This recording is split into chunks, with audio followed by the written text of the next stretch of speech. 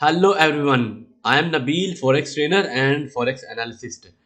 तो कल जो हमने एच फोर्क में गोल्ड के एनालिसिस किए थे, मैंने बताया था कि गोल्ड अगर इस डाउन साइड वाली ट्रेंड लाइन को ब्रेक डाउन करेगी देन हम इसे सेल देखेंगे। मे बी यहाँ से रिवर्स भी हो जाए, देन फिर यहाँ पे आके देन दोबारा रिवर्स हो डाउन वाली साइड पे, और फिर अगर ये डाउन साइड वाली ट्रेंड लाइन को सपोर्ट को ब्रेक डाउन कर देन हम सेल देखेंगे। लेकिन इसने ऐसा नहीं किया, इसने टच किया स्टर्न लाइन को, रिवर्स गया, और मैंने ये भी बताया था कि अब अगर अप वाली जो ट्रेंड लाइन है अप साइड वाली वो ब्रेकअप करती देन हम इसे बाय जाता देखेंगे। तो उसने सेम पैटर्न बनाया, टेस्ट किया, इसे टेस्ट किया, अप साइड गया, अप साइड वाली ट्रेंड लाइन को ब्रेक अप कर चुका है रेजिस्टेंस को। तो इसके जो अब चांसेस हमें नज़र आ रहे हैं वो बाय की हैं। तो मैं यहाँ एक चीज़ क्लियर करना चाहता हूँ, कुछ लोग क्या करते हैं कि गोल्ड अब काफ़ी मतलब अप गया होगा ना तो वो सेल उठाना शुरू कर देंगे। मतलब उनके कोई एनालिसिस नहीं होते, ना वो कोई लेवल्स लगाते हैं पीछे क्या लेवल है क्या चीज़ है। डे वन में देख लें कि डे वन में कोई लेवल आ रहा है, वीक में देख लें, वीक वन में कोई मंथली चार्ट में देख लें। ऐसा कुछ नहीं देखते, बस एक एस्टिमेट तुक्का होता है कि ये काफ़ी अब ऊपर चला गया ना तो ये सेल लाजमी आएगा, वहाँ से सेल करवाना शुरू हो जाते हैं, एक सिग्नल दे देते हैं। ठीक है, मुझे समझ नहीं आती कि ये ऐसे जहराना ट्रेडिंग क्यों करवाते हैं लोग। या तो प्रॉपर एनालिसिस के तहत ट्रेड करवाएं, सिग्नल दें। ठीक है, अब वो यहाँ से सेल करवाना शुरू कर देंगे। ठीक है, 19 मतलब ये काफ़ी ऊपर चला गया, वो एनालिसिस नहीं करते, बस काफ़ी ऊपर चला गया सेल करवाना शुरू कर देंगे। ठीक है, ये कोई ट्रेडिंग का तरीका कार नहीं है, और मोस्टली बिगिनर्स ट्रेडर ऐसा करते हैं।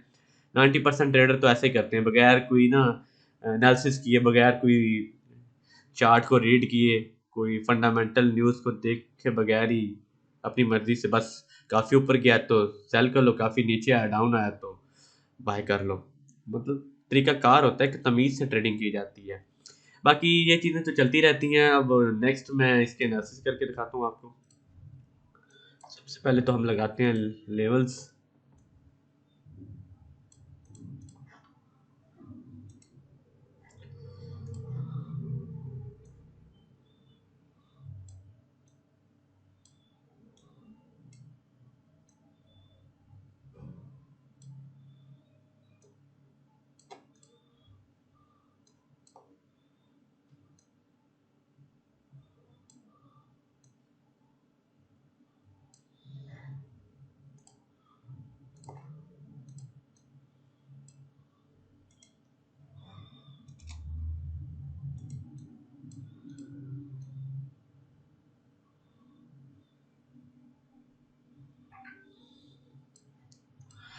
ये जी आपके सामने जो बुलिश पिनट बना हुआ है, ठीक है, ये पिनट इसने जो है ना अप साइड वाली ट्रेंड लाइन ने मार्केट प्राइस ने इस पिनट को तोड़ा है। अब जो नेक्स्ट इसमें हमें चांसेस नज़र आ रहे हैं मोस्टली बाई की हैं, लेकिन हमने इसमें सेफ साइड रहना है, सेफ साइड रह के ट्रेडिंग करनी है, सेल की भी अपॉर्चुनिटी देखनी है और बाई की भी।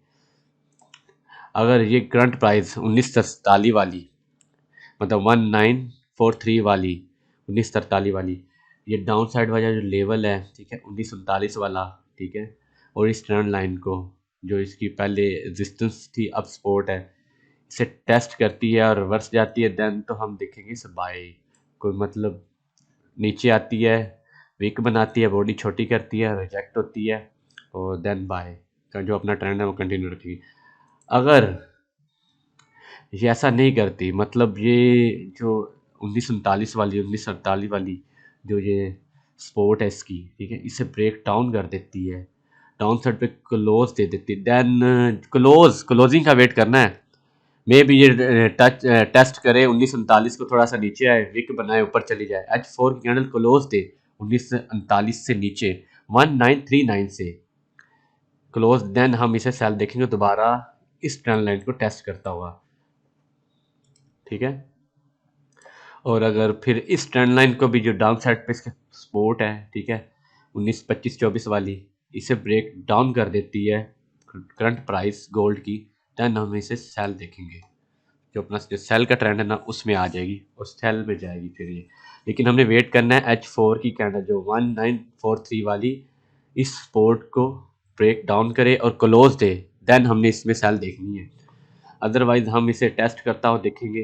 ये टेस्ट करे कैसे, मतलब एक करेक्शन कर रहा है, स्मॉल सी करेक्शन करने के बाद अपना जो बाय का ट्रेंड है वो कंटिन्यू रख सकता है। मुझे उम्मीद है आपको समझ आ गई होगी। अगर ना समझ आई हो तो मेरा व्हाट्सअप नंबर मौजूद है वीडियो की डिस्क्रिप्शन में, मुझसे रब्ता कर सकते हैं।